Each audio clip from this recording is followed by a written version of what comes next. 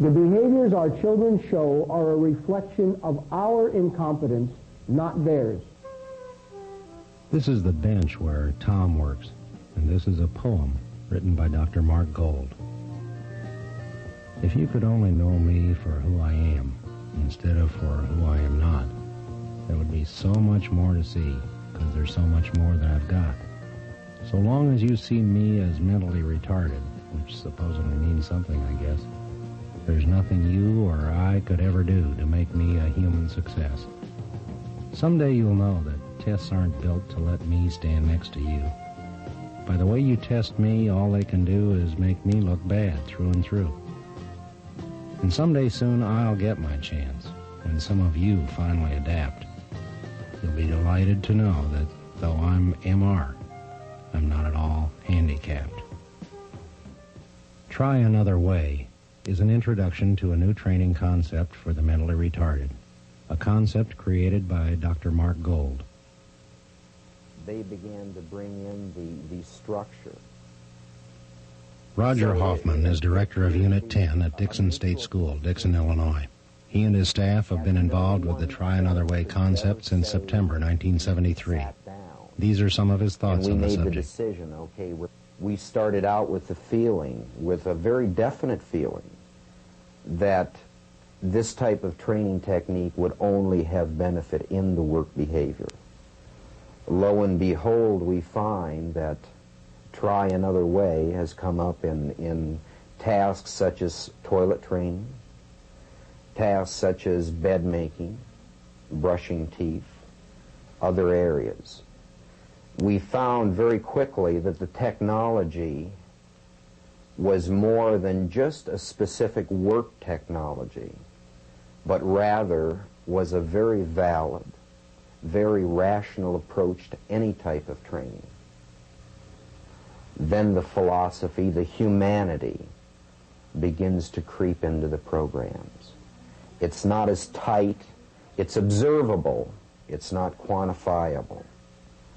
But the staff all of a sudden begins to see their limits of an individual dissipate.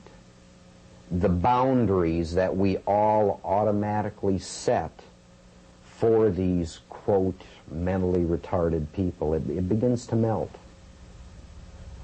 All of a sudden, they're individuals.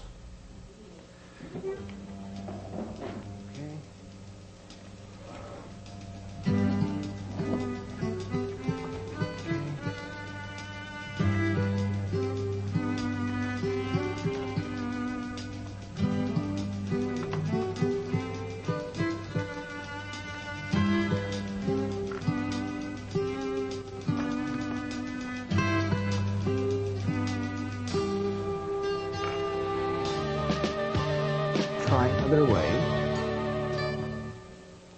Good. The man in the blue shirt is Dr. Marc Gold. The man in the white shirt is Eugene. Eugene is mentally retarded. He's 29 years old. He has an IQ of 32. And he's been a resident of Dixon State School in Dixon, Illinois since he was 8 years old. Try another way. Good. Dr. Gold is teaching Eugene to assemble a bicycle brake. You're doing a very nice job.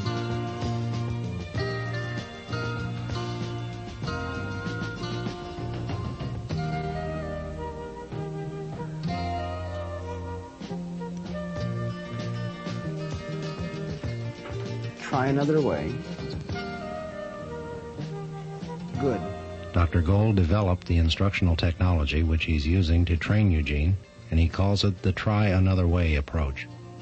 Since 1967, Dr. Gold and his staff have trained hundreds of severely and profoundly retarded people, using the bicycle brake as a model task.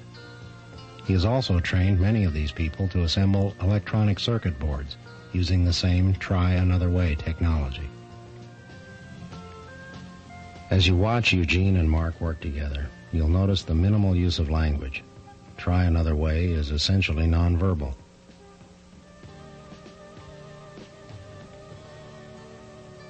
You'll also notice a very positive trainer-learner relationship. Notice, too, the level of Eugene's concentration throughout the session. He's involved in the task every second.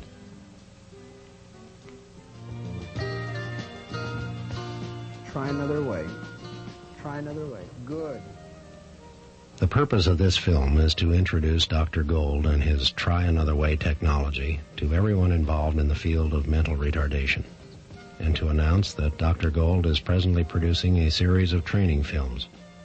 When finished, the series will represent a complete self-contained training program for people interested in learning Dr. Gold's teaching technology. Look at that, Eugene.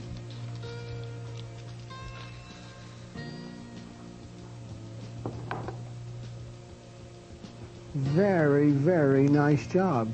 Thank you very much. Okay? That's really good work. Would you like to do this some more? Okay. Tomorrow you're going to get a chance to do it some more, okay? This is a bicycle brake. Since 1967, when we began this research, it has had a major impact on the development of my philosophy and on the techniques that have generated from our research.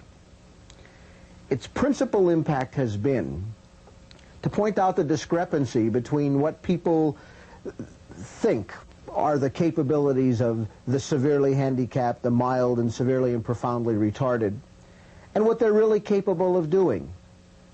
The hundreds of people that we've trained on this task, almost 100% of the time, have learned quickly and efficiently to do this.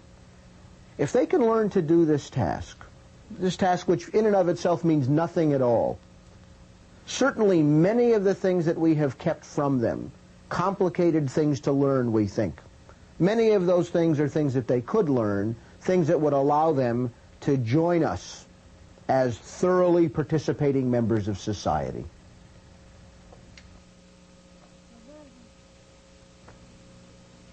This is Barbara. She's 19 years old and for the last 11 years has lived in an institution. According to her records, her IQ is 11, whatever that means. She's working with this task and with me for the first time.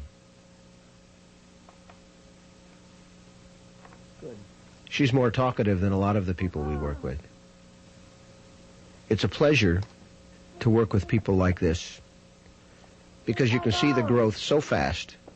You can see changes in their dignity, in how they approach the task, how they feel about training. You listen to her complaining here, and yet her hands are cooking. Okay. Give me a hand. Thank you. Now that you can... She has a piece of shoelace that you've seen her tuck under her arm there. Try another way. We haven't developed specific procedures for handling shoelaces, so we have to handle that one on the cuff.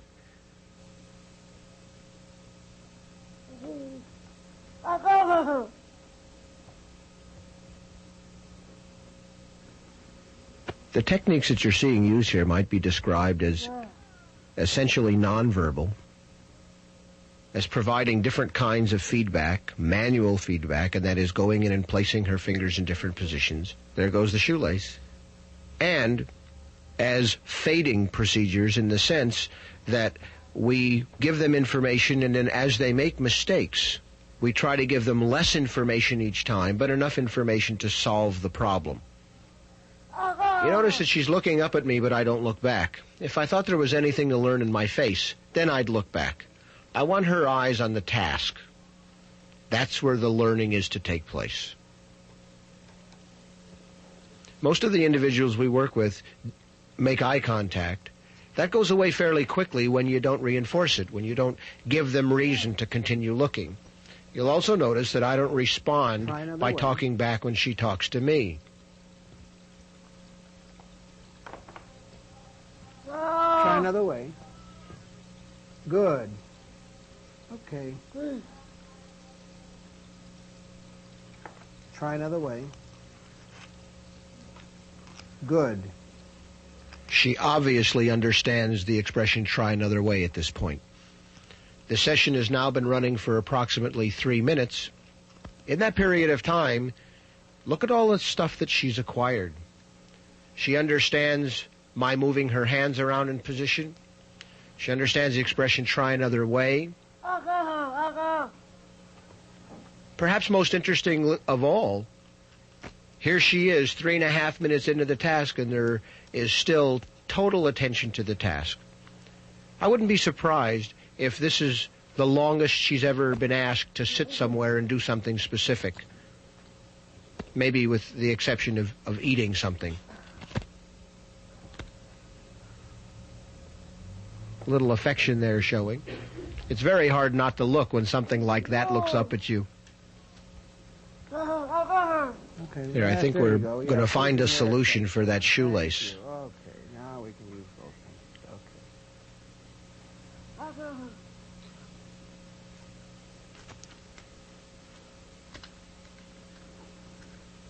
They also begin to understand in a short period of time that if we reach in, we're trying to let them know where we want their fingers and what we want them to do. Try another way. Good.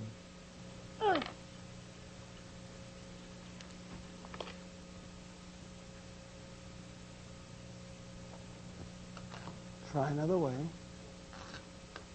Good. Although you won't see this in this particular training session, that expression transfers itself to many other situations. The expression try another way used here is under a situation where there's only one other way to try. When they go to another task where a part might go on one of 5 or 6 different ways, the expression try another way works. They'll try several different ways until they find the right one. That's very important because many of the people we work with don't usually have alternatives. They do something, if it's wrong, that's the end. You have to go in and show. Teaching them to try alternatives is a very important part of this training procedure. Okay. Very good.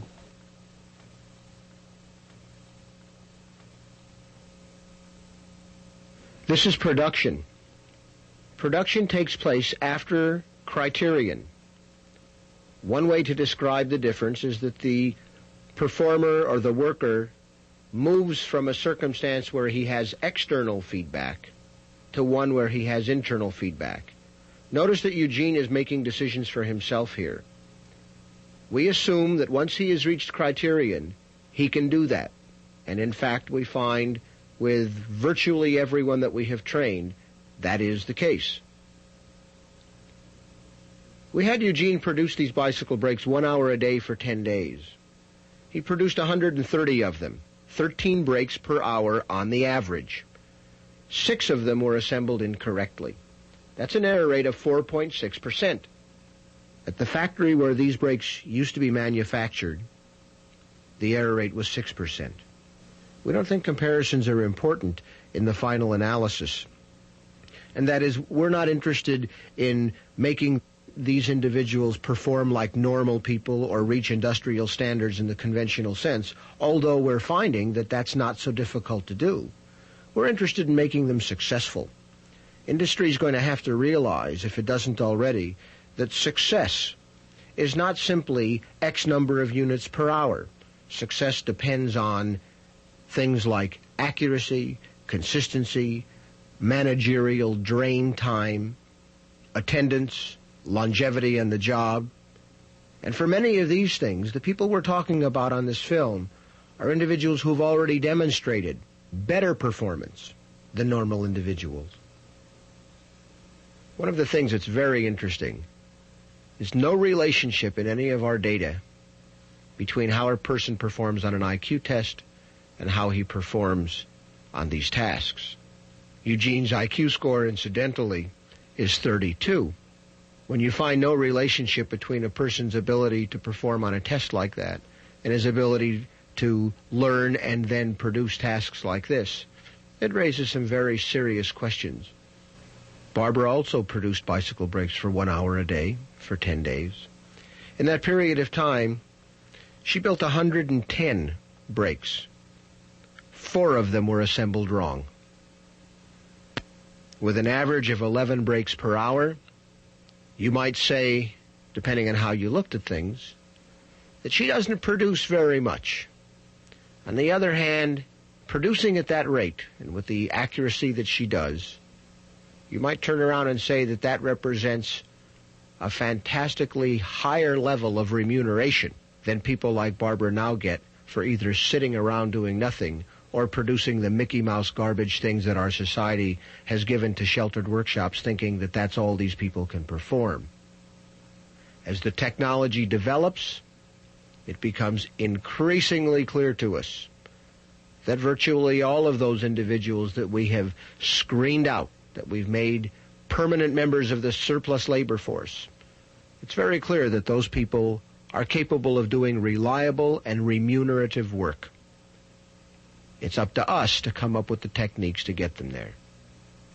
The cause, because I have a different philosophy. Dr. Richard Schafelbusch and Marc Gold. Are there any limitations to people, let's say the trainers? Are you limited to certain kinds of very skillful people who can process or handle the transactions at that subtle level? Or is it possible generally to teach this to a wide range of training personnel? In the last few months, at one of our research stations, we trained a moderately retarded man as the trainer. And within basically the same periods of time that we usually do, he brought two other mentally retarded, severely retarded individuals to Criterion on the bicycle brakes. That's amazing. What you're saying now is that it isn't necessary to have somebody either who's had an extraordinary amount of formal training or a person that's considered to be exceptionally gifted or bright. Almost all of the individuals that we have trained to train others have been people with very little prior experience in the field, and in most instances with little or no formal training. So it's fairly clear that the technology that we're developing is usable by probably just about anyone. And the training time is just a few days, the initial training time. The thing that intrigues me about all this, Mark, is that we've had for a long time some very gifted people and very gifted organizations that have been designing tasks and systematic procedures that can be performed by machines. And we've developed a technology for industrial production that's just truly remarkable. But there have been very few people like yourself and I happen to know what your capabilities are as a scientist, as a researcher, who've given time and attention to design systems that can be performed by human beings that ordinarily are not employable. And I think that is a real frontier, really, for scientific effort in our society. Or you've taught a person who was previously thought not to be skillful. This is an electronic printed circuit board. The electronics industry finds it very difficult to obtain individuals who will work on these tasks, who will assemble these tasks over long periods of time accurately and consistently. Even during periods of high unemployment, there are high turnover rates in personnel on the assembly lines where these are made. The bicycle brakes that we use in our research are a medium. They're just a task to use to find techniques for training people who find it very difficult to learn. The circuit boards, which now provide one of the major tasks that we're using in our research, they're much more than that. We feel that people who have always been surplus members of the labor force, the people we're concerned with here, are capable of entering into the world of work and providing a source of labor that has never been available before, a source of labor that can reliably, consistently, and accurately produce these tasks, stay on the job for a long period of time, and provide the electronics industry and our society with a source of labor that's needed, that's wanted, and isn't presently available. According to my competence deviance hypothesis, the more competence an individual has, the more deviance will be tolerated in him by others. Many of the individuals we work with will always have something or things about them that bring negative attention. For example, Francis doesn't talk very much at all. But what you see him doing here represents the kind of work skill that is needed and not available to industry. When Francis assembles electronic circuit boards like you see him doing here, those things about him that normally bring negative attention don't seem so important anymore because you're overpowered by the competence of this individual.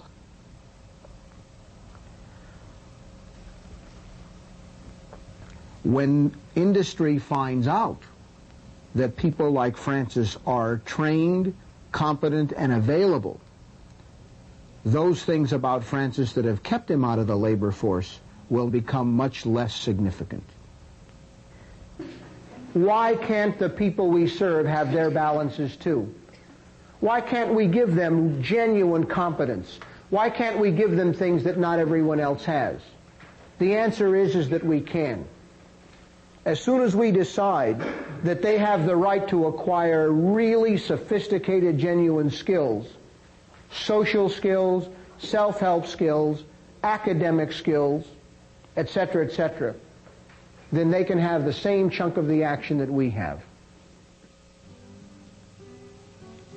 The producers of Try Another Way would like to express their grateful appreciation to the following people who contributed so much, so graciously to the making of this film. Dr. Richard L. Schafelbusch, Director of the University of Kansas Bureau of Child Research, and Roger C. Hoffman, Director of Unit 10, Dixon State School, Dixon, Illinois, and these four delightful young people whose skills and competence made this film necessary: Tom, Eugene, Barbara,